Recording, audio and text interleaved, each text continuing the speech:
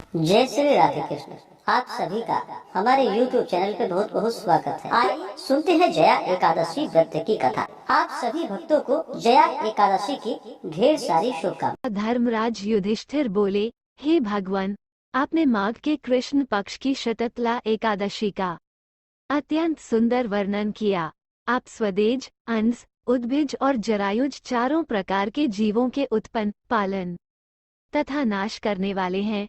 अब आप कृपा करके माघ शुक्ल एकादशी का वर्णन कीजिए। इसका क्या नाम है, इसके व्रत की क्या विधि है और इसमें कौन से देवता का पूजन किया जाता है। श्री कृष्ण कहने लगे कि हे राजन, इस एकादशी का नाम जया एकादशी है। इसका व्रत करने से मनुष्य ब्रह्मा हत्यादि पापों से छूटकर मोक्ष को प्राप्त होता है तथा इसके प्रभाव से भूत, पिशाच आदि योनियों से मुक्त हो जाता है। इस व्रत को विधिपूर्वक करना चाहिए।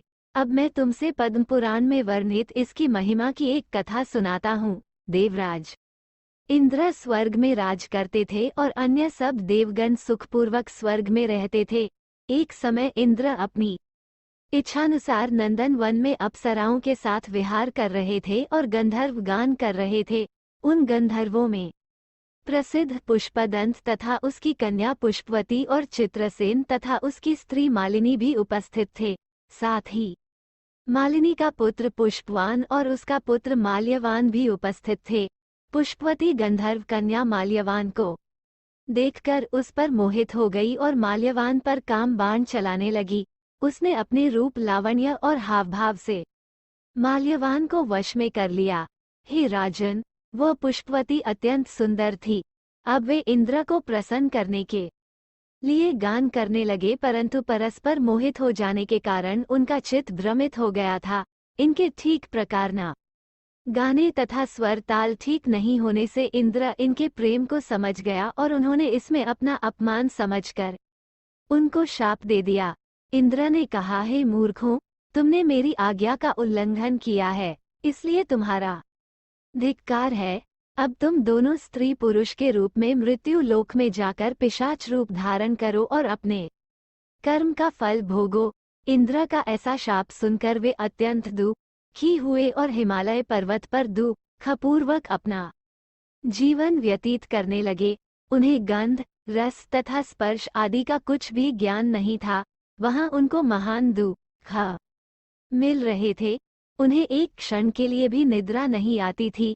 उस जगह अत्यंत शीत था, इससे उनके रोंगटे खड़े रहते और मारे शीत के दांत बजते रहते। एक दिन पिशाच ने अपनी स्त्री से कहा कि पिछले जन्म में हमने ऐसे कौन से पाप किए थे जिससे हमको ये दुखदाई पिशाच योनि प्राप्त हुई। इस पिशाच योनि से तो नर्क के दुख सहना ही उत्तम है, अतः हमें अब किसी प्रकार का पाप नहीं करना चाहिए।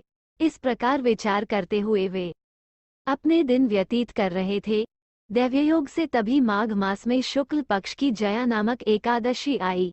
उस दिन उन्होंने कुछ भी भोजन नहीं किया और न कोई पाप कर्म ही किया, केवल फल फूल खाकर ही दिन व्यतीत किया और सायंकाल के समय महान दुख से पीपल के वृक्ष के नीचे बैठ गए। उस समय सूर्य भगवान अस्त हो रहे थे। उस रात को अत्यंत ठंड थी, इस कारण वे दोनों शीत के मारे अति दुखित होकर मृतक के समान आपस में चिपटे हुए पड़े रहे। उस रात्रि को उनको निद्रा भी नहीं आई।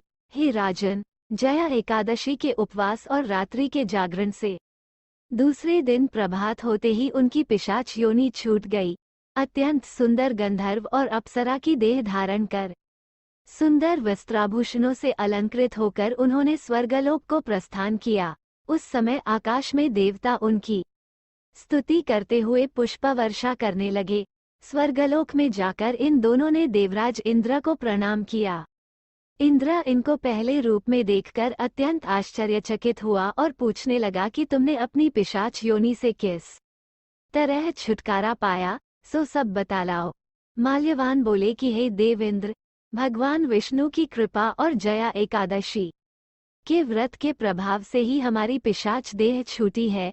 तब इंद्र बोले कि हे माल्यवान, भगवान की कृपा और एकादशी का व्रत करने से न केवल तुम्हारी पिशाच योनि छूट गई, वरन हम लोगों के भी वंदनीय हो गए, क्योंकि विष्णु और शिव के भक्त हम लोगों के वंदनीय हैं। अतः आप धन्य है। अब आप पुष्पवती के साथ जाकर विहार करो। श्री कृष्ण कहने लगे कि हे राजा युधिष्ठिर, इस जया एकादशी के व्रत से बुरी योनि छूट जाती है। जिस मनुष्य ने इस एकादशी का व्रत किया है उसने मानो सब यज्ञ, जप, दान आदि कर लिए। जो मनुष्य जया एकादशी का व्रत करते हैं वे अवश्य ही 1000 वर्ष तक स्वर्ग में वास करते हैं।